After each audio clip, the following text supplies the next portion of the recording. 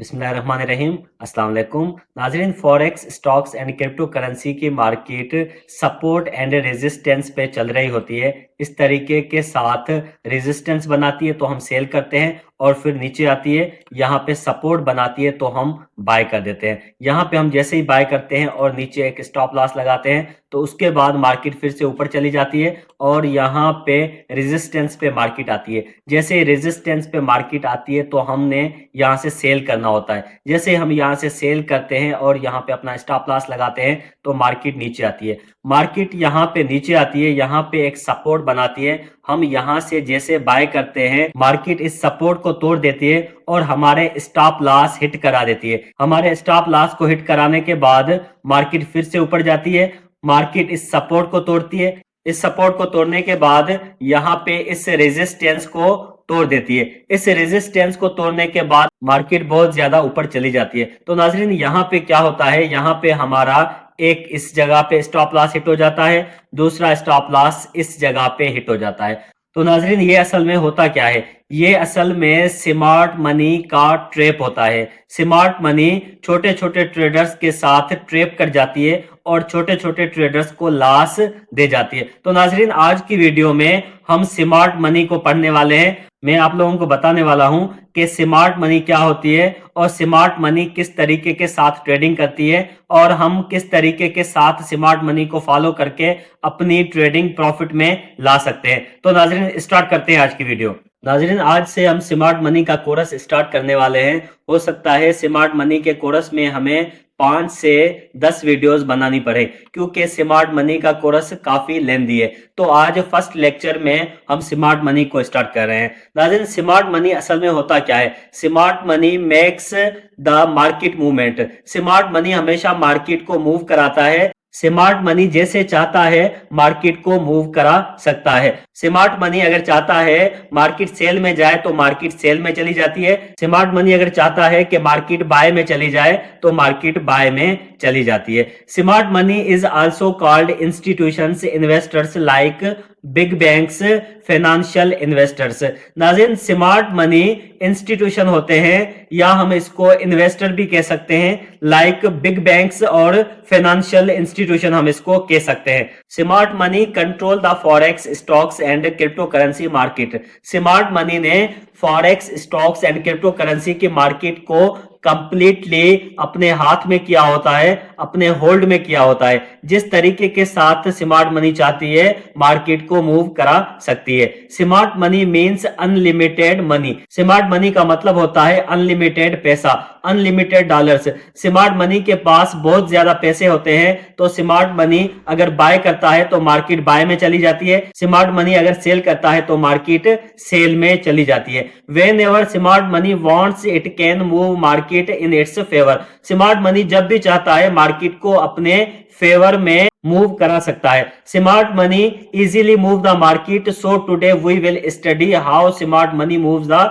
Market. Smart money बहुत आसानी के साथ मार्केट को मूव करा सकता है। तो नाजरीन, इसी वजह से आज हम स्मार्ट मनी के बारे में पढ़ने वाले हैं कि स्मार्ट मनी किस तरीके के साथ मार्केट को मूव कराता है। टाइप ऑफ ट्रेडर्स, हमारे पास 2 टाइप के ट्रेडर्स आ जाते हैं। फर्स्ट नंबर पे रिटेल ट्रेडर्स आ जाते हैं, सेकंड नंबर पे इंस्टीट्यूशनल ट्रेडर्स आ जाते हैं। नाज़रीन, सबसे पहले रिटेल ट्रेडर्स को पढ़ने वाले हैं कि रिटेल ट्रेडर्स क्या होते हैं। These are single person traders with small capital, they have budgeted amount 90% are retail traders. नाज़रीन, ये सिंगल पर्सन ट्रेडर होते हैं। जिस तरीके के साथ हम ट्रेडिंग करते हैं तो हम एज ए रिटेल ट्रेडर काम करते हैं। इनके पास बजटेड अमाउंट होता है, बहुत कम अमाउंट इनके पास होता है। रिटेल ट्रेडर्स $100 से लेके $5,000 तक स्टार्ट करते हैं तो उनको रिटेल ट्रेडर्स कहा जाता है। सेकंड नंबर पे हमारे पास इंस्टीट्यूशनल ट्रेडर्स आ जाते हैं। नाज़रीन, इंस्टीट्यूशनल ट्रेडर्स में लार्ज कंपनीज आ जाती हैं, बैंक्स आ जाते हैं, इन्वेस्टर्स आ जाते हैं और इनके पास बहुत ज्यादा पैसा होता है, इनके पास बहुत ज्यादा डॉलर्स होते हैं, so they can easily manipulate the market.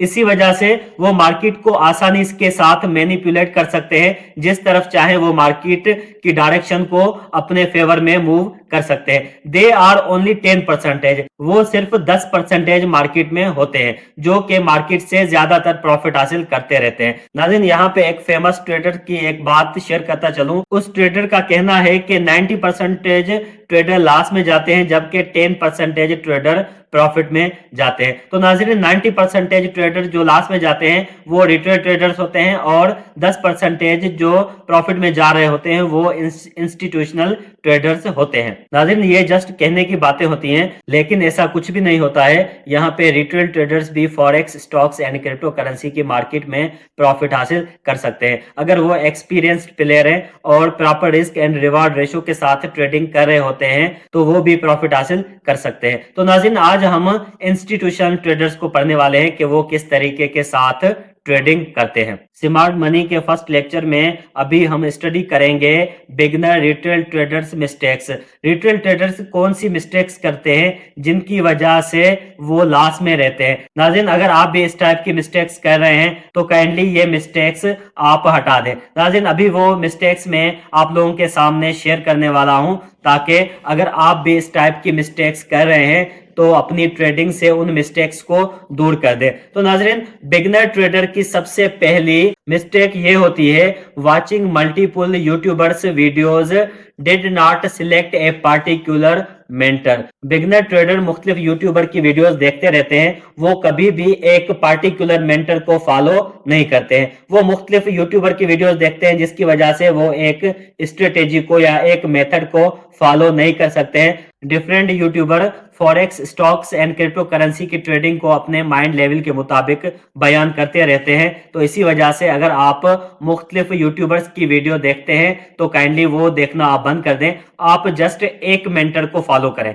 एक मेंटर को फॉलो करेंगे तभी आप ट्रेडिंग में सक्सेसफुल हो सकते हैं। सेकंड नंबर पे हमारे पास पॉइंट आ जाती है use all indicator available in MT4। Beginner retail trader क्या करता है, MT4 में जो भी इंडिकेटर है सबसे पहले उन इंडिकेटर को यूज करता है। सबसे पहले RSI का इंडिकेटर यूज करेगा, उसमें लॉस करेगा। उसके बाद मूविंग एवरेज का इंडिकेटर यूज करेगा, उसमें भी लॉस करेगा। उसके बाद MACD का इंडिकेटर यूज करेगा, बोलिंजर बैंड का यूज करेगा। जो भी इंडिकेटर्स MT4 में अवेलेबल है वो सारे के सारे इंडिकेटर यूज करता रहेगा और अपना लॉस करवाता रहेगा। वो कभी भी पार्टिकुलर मेथड, एक मेथड को इस्तेमाल नहीं करेगा जिसकी वजह से उसको बहुत ज्यादा लॉस हो जाएगा। नाज़रीन, उसके बाद हमारे पास थर्ड नंबर पे पॉइंट आ जाती है using indicator then price action.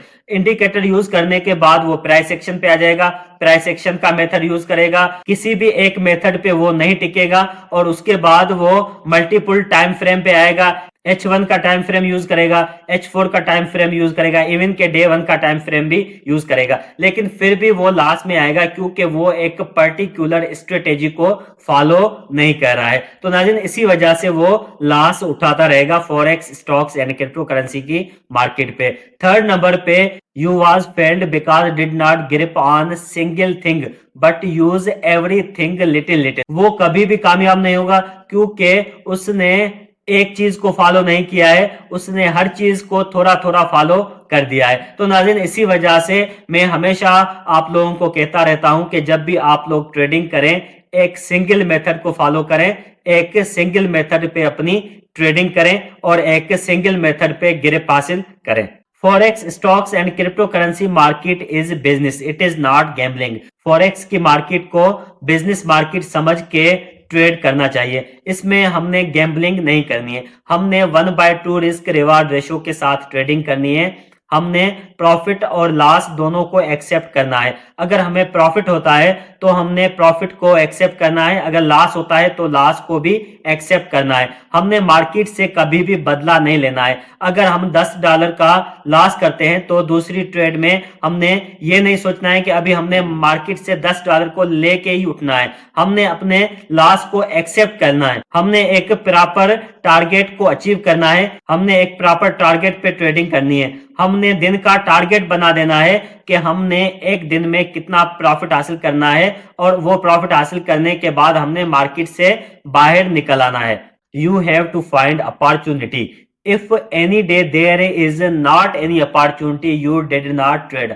आपको forex, stocks and crypto currency की मार्केट में जब भी ट्रेड करना हो तो आपने अपॉर्चुनिटी को फाइंड करना है। अगर आपको अपॉर्चुनिटी नहीं मिलती है, किसी दिन आपको अपॉर्चुनिटी नहीं मिलती है, तो आपने उस दिन ट्रेडिंग को छोड़ देना है, उस दिन आपने ट्रेड नहीं करना है। लाजमी नहीं है कि अगर आपको अपॉर्चुनिटी नहीं मिल रही है फिर भी आप लोग ट्रेड कर दें, फिर आप ट्रेड करेंगे तो आप लॉस में जा सकते हैं। Did not back test in the start you don't think about profit, you have to remain in the market।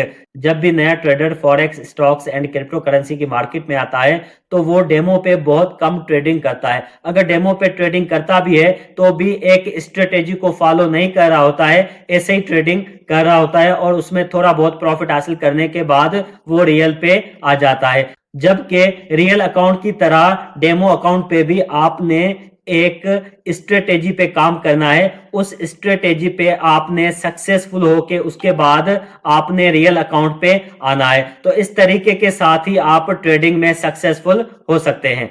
Retail trader did not follow the trend. Retail trader कभी भी ट्रेंड को फॉलो नहीं करता है। They always sell in uptrend, वो हमेशा uptrend में sell कर देता है। And buy in downtrend, और डाउन ट्रेंड पे वो बाय कर देता है। And did not use risk reward ratio, और वो रिस्क रिवार्ड रेशो को यूज नहीं करता है। नाज़रीन, अगर आप ट्रेंड को फॉलो नहीं करोगे तो आप कभी भी प्रॉफिट में नहीं जाओगे। सीनियर ट्रेडर्स कहा करते हैं कि trend is always your friend, so follow the trend, and if you follow the trend then you will be successful in forex, stocks and cryptocurrency trading। they always sell in uptrend, वो हमेशा uptrend में sell कर देते हैं। वो कहते हैं कि अब मार्केट बहुत ज्यादा ऊपर चली गई है, इस वजह से हम सेल कर रहे हैं तो हम प्रॉफिट में आ जाएंगे। लेकिन ऐसा नहीं होता है, जब तक मार्केट अपना ट्रेंड चेंज नहीं करती है तब तक मार्केट में ट्रेड नहीं लेनी चाहिए। अगर अप ट्रेंड में ट्रेंड चल रहा है तो हमने बाय करना है, अगर डाउन ट्रेंड में ट्रेंड चल रहा है तो हमने सेल करना है। तो नाज़रीन, ये हमारे पास वो मिस्टेक्स थी जो रिटेल ट्रेडर करते हैं और वो लॉस में चले जाते हैं। तो नाज़रीन, अभी हम इंस्टीट्यूशनल ट्रेडर्स की ट्रेडिंग सीखने वाले हैं कि इंस्टीट्यूशनल ट्रेडर किस तरीके के साथ ट्रेडिंग करते हैं और वो सक्सेसफुल ट्रेडर रहते हैं। नाज़रीन, वो हमेशा मार्केट को एनालाइज करते हैं। सबसे पहले वो मार्केट में जाते हैं, मार्केट को एनालिसिस करते हैं, मल्टीपल टाइम फ्रेम पे जाते हैं, मल्टीपल टाइम फ्रेम पे एनालाइज करते हैं। सबसे पहले डे 1 टाइम फ्रेम पे जाएंगे, H1 टाइम फ्रेम पे जाएंगे, H4 टाइम फ्रेम पे जाएंगे, मल्टीपल टाइम फ्रेम पे वो जाएंगे और अपने एनालिसिस करेंगे। वो देखेंगे हमें किस जगह पे अपॉर्चुनिटी मिल रही है बाय की, हमें बाय की अपॉर्चुनिटी मिल रही है या हमें सेल की अपॉर्चुनिटी मिल रही है, हमने बाय करना चाहिए या हमें सेल करना चाहिए।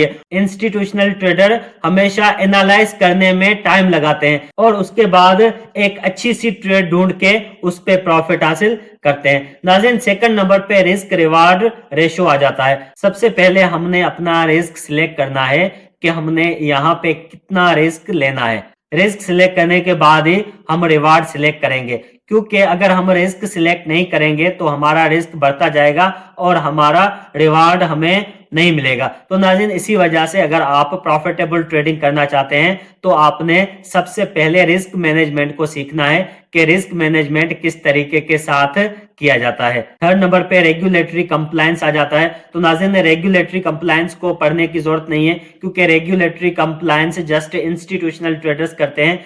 फोर्थ नंबर पे रिसर्च आ जाती है। तो नाज़रीन, हमेशा इंस्टीट्यूशनल ट्रेडर पहले रिसर्च करते हैं। इंस्टीट्यूशनल ट्रेडर ट्रेडिंग करने से पहले रिसर्च करते हैं कि मार्केट में कोई न्यूज़ है। अगर मार्केट में कोई न्यूज़ होती है तो वो न्यूज़ के बाद ट्रेडिंग करते हैं। अगर न्यूज़ नहीं होती है तो फिर वो फंडामेंटल और टेक्निकल एनालिसिस के साथ ट्रेडिंग करते हैं। थर्ड नंबर पे लिक्विडिटी मैनेजमेंट आ जाता है। तो नाज़रीन, वो अपनी लिक्विडिटी को सेट करते हैं कि हमने कितनी लिक्विडिटी पे ट्रेड करना है। फिफ्थ नंबर पे execute strategies.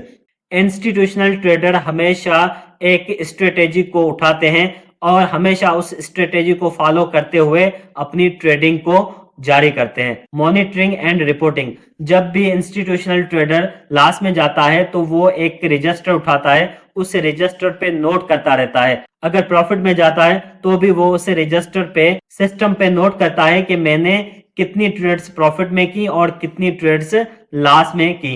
Monitoring and reporting के बाद एडाप्टेबिलिटी आ जाता है। जब भी इंस्टीट्यूशनल ट्रेडर को प्रॉफिट होता है या लॉस होता है या मार्केट अपनी मूवमेंट चेंज कर देती है, तो वो मार्केट को एक्सेप्ट कर देता है और अपनी ट्रेड को क्लोज कर देता है। अगर वो लॉस में जा रहा होता है तो भी वो अपनी ट्रेडिंग को क्लोज कर देता है। तो नाज़रीन, इसको एडाप्टेबिलिटी कहा जाता है। उसके बाद हमारे पास ट्रांसपेरेंसी आ जाता है। तो नाज़रीन, forex, stocks and crypto currency में ट्रांसपेरेंसी करना बहुत जरूरी है। फाइनल में कंटिन्यूअस इंप्रूवमेंट का ऑप्शन आ जाता है। तो नाज़रीन, इंस्टीट्यूशनल ट्रेडर हमेशा अपनी ट्रेडिंग में इंप्रूवमेंट लाते रहते हैं, डे बाय डे अपने प्रॉफिट को इंक्रीज करते रहते हैं। नाज़रीन, अभी हम यहाँ पे आपको बताएंगे किस तरीके के साथ, किस मेथड के साथ स्मार्ट मनी ट्रेडिंग करती है। तो नाज़रीन, स्मार्ट मनी का ट्रेडिंग करने का मकसद होता है कि जो भी छोटे छोटे ट्रेडर्स हैं वो सारे लॉस में चले जाएं और हम ज्यादा से ज्यादा प्रॉफिट हासिल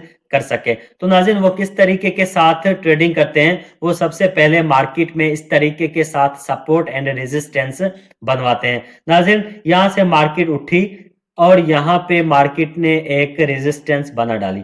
उसके बाद मार्केट यहाँ से नीचे आएगी, यहाँ से मार्केट नीचे आएगी, एक सपोर्ट बनाएगी। उसके बाद हम यहाँ से बाय करेंगे और मार्केट ऊपर चली जाएगी। मार्केट जैसे ही ऊपर जाएगी तो यहाँ से इस जगह से हम सेल करेंगे और मार्केट नीचे आएगी। मार्केट यहाँ पे हमारे टेक प्रॉफिट को हिट करेगी और उसके बाद हम यहाँ पे एक बाय की ट्रेड लेंगे। हम यहाँ पे एक बाय की ट्रेड लेंगे और यहाँ पे हम स्टॉप लॉस लगाएंगे। उसके बाद क्या होगा, मार्केट तेजी के साथ नीचे चली जाएगी, हमारे स्टॉप लॉस को हिट करेगी। हमारे स्टॉप लॉस को हिट करने के बाद मार्केट ऊपर जाएगी तो हम यहाँ पे समझेंगे कि मार्केट अभी नीचे जाने वाली है और हम यहाँ पे सेल करेंगे। हम यहाँ पे सेल करेंगे और इस जगह पे स्टॉप लॉस रखेंगे। तो हम जैसे इस जगह पे स्टॉप लॉस रखेंगे, मार्केट फिर से ऊपर चली जाएगी, इससे रेजिस्टेंस पे आएगी। इस रेजिस्टेंस पे आने के बाद, इस रेजिस्टेंस पे आने के बाद मार्केट यहाँ पे रिट्रेस करेगी और हम समझेंगे कि मार्केट अभी नीचे जाने वाली है। तो हम यहाँ पे सेल लगाएंगे और इस जगह पे स्टॉप लॉस लगाएंगे और मार्केट फिर से ऊपर चली जाएगी। तो नाज़रीन, मार्केट हमसे बहुत ज्यादा स्टॉप लॉस हिट करवाएगी। एक स्टॉप लॉस यहाँ पे हिट करवाया, एक स्टॉप लॉस यहाँ पे हिट करवाया और एक स्टॉप लॉस यहाँ पे हिट करवा देगी। तो नाज़रीन, इस तरीके के साथ रिटेल ट्रेडर लॉस में चला जाएगा और रिटेल ट्रेडर के पैसे स्मार्ट मनी के पास चले जाएंगे। आगे आने वाली वीडियोस में मैं आप लोगों के साथ शेयर करूंगा कि स्मार्ट मनी किस तरीके के साथ ट्रैप करती है और किस तरीके के साथ रिटेल ट्रेडर से लॉस करवाती है और हमने इन लॉसेस से कैसे बचना है और किस तरीके के साथ स्मार्ट मनी के मेथड को फॉलो करना है और हमने भी स्मार्ट मनी को फॉलो करके प्रॉफिट हासिल करना है। तो नाज़रीन, आज की वीडियो यहां तक थी। आगे आने वाली वीडियोस के लिए हमारे चैनल को सब्सक्राइब करें। आगे आने वाली वीडियोस में हम कंप्लीटली गाइड करेंगे कि स्मार्ट मनी को फॉलो करते हुए हम किस तरीके के साथ forex, stocks and crypto currency में प्रॉफिट हासिल कर सकते हैं। तो नाज़रीन, आज की वीडियो यहां तक थी। उम्मीद करता हूं ये वीडियो आपको पसंद आई होगी। So thank you so much. Allah Hafiz.